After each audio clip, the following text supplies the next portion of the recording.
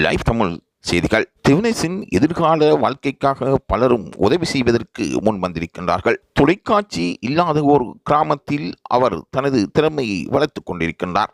அவரும் கிராமத்துக்கு கிடைத்த ஒரு வரப்பிரசாதமாக திவினேஸ் மாறியிருக்கின்றார். தங்களின் திறமைகளை மற்றவர்களுக்கு பறைசாற்றுவதற்கு இன்று அவர் முன் வந்திருக்கின்றார். ஒவ்வொரு வீடுகளிலும் திவினேசின் பெருமை பற்றி பேசப்படுகின்றது. விழுப்புரம் மாவட்டம் பூராகவும் திவினேசின் திறமை என்ன என்பதை அவர்கள் பறைசாற்றிக் கொண்டிருக்கிறார்கள்.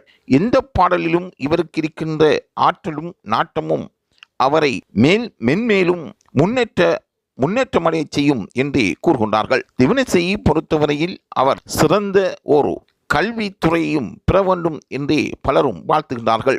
இசைத்துறையிலும் கல்வித்துறையிலும் அவர் மிளிர வேண்டும் என்பதுவே மற்றவர்களின் வாழ்த்தாக மாறியிருக்கின்றது. ஒவ்வொருவரும் அவரின் கல்வி முன்னேற்றத்துக்காகவும் அவருடைய வீட்டு கஷ்டங்களை போக்குவதற்காகவும் பலரும் தங்களால் இயலுமான உதவிகளை செய்வதற்கு முன்வந்திருப்பது பாராட்டத்தக்க ஒரு விடயமாகும். சரிகமப நிகழ்ச்சி மனிதாபிமான விடயங்களிலும் கவனம் செலுத்தி வருகின்றது.